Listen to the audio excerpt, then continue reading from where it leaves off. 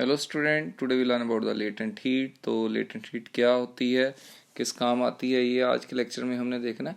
तो basic definition जब हम लेटेंट हीट की बोलते हैं तो वो ये है, the amount of heat required to change the state of a substance without any change in temperature. यानी टेम्परेचर बगैर चेंज किए जो अमाउंट ऑफ हीट हम देते हैं किसी सब्सटेंस को, जो सिर्फ फेस चेंज करने के काम आए।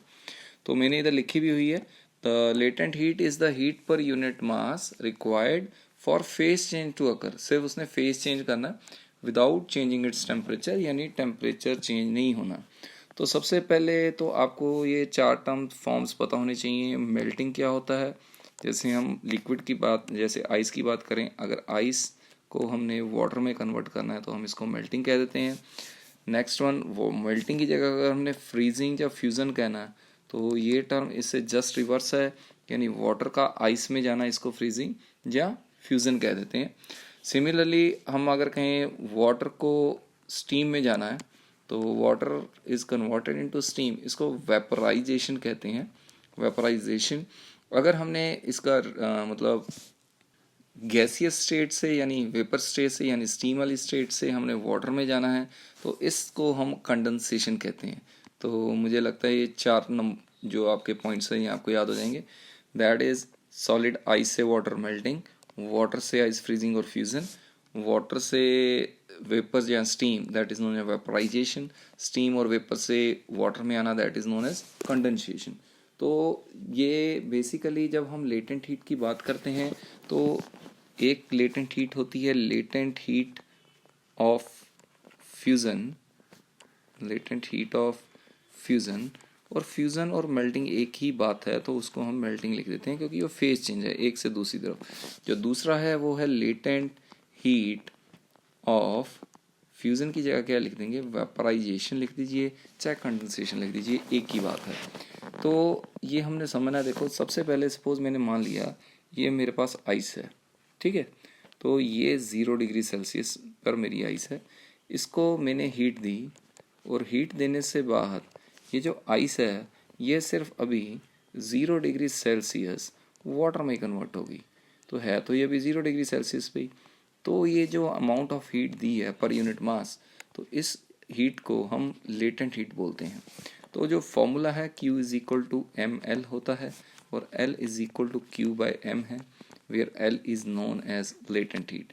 तो सर एक बात तो बताओ, इसको लेटेंट हीट ऑफ फ्यूज़न कह सकते हैं? कह सकते हैं बेटा, ये क्योंकि आइस से वाटर है, या मेल्टिंग भी कह सकते हैं। तो सर इसमें एक चीज़ बताओ, ये मास क्यों आया? देखो बेटा, अगर ये मास ज़्यादा हो जाए, बड़ा हो जाए, तो मेरे को ये हीट भी ज़्यादा देनी पड़ेगी 0 डिग्री सेल्सियस पे लेकर आने के लिए। यानी जो लेटेंट हीट है वो हीट पर यूनिट मास होता है जो हमने फेस चेंज के लिए देना है। तो अभी हम लेटेंट हीट ऑफ वेपराइजेशन बोलें तो उसको हम कह सकते हैं दैट इज़ जो हमने हीट दी पर यूनिट मास, किसके लिए सर? 100 डिग्री सेल्सियस वाटर है तो इसको हमने हीट किया, हीट देने से ये कन्वर्ट हो गया 100 डिग्री सेल्सियस स्टीम या वेपर। तो ये जो हीट है इसको हम लेटेंट हीट ऑफ वेपराइजेशन कहते हैं पर यूनिट मास। जितना मास ज़्यादा होगा उसके हिसाब से लेटेंट हीट भी क्या होगी, ज़्यादा चाहिए होगी। तो इसके लिए एक फेज़ कन्वर्जन का जनरली ग्राफ आप देखेंगे तो वो ग्राफ बनाया होता है, 90% बुक में ये ग्राफ बना होता है।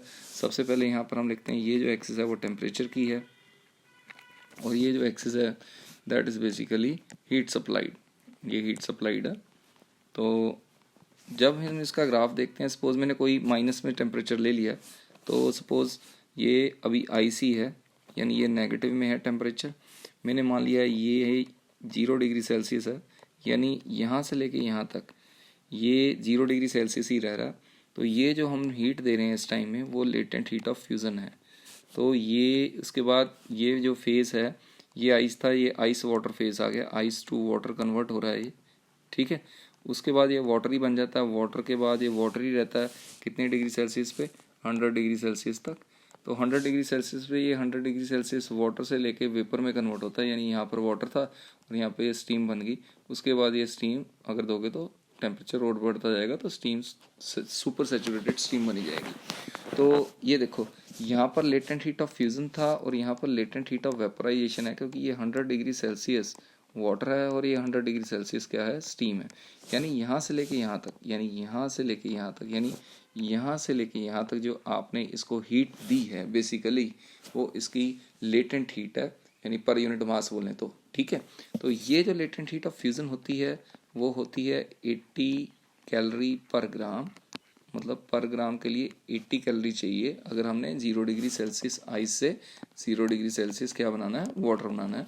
तो ये तो फेज चेंज ही नहीं हो रहा, ये तो वाटर ही वाटर है, तो इसमें तो लगेगा नहीं।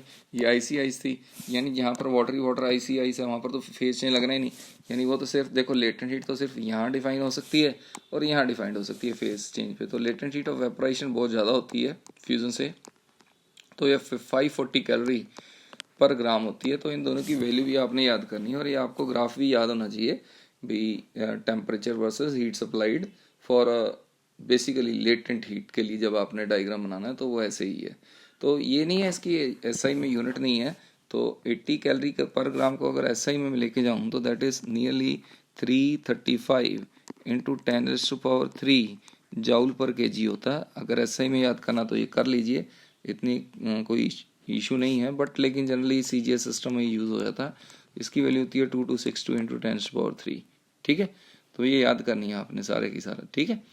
Okay, thank you.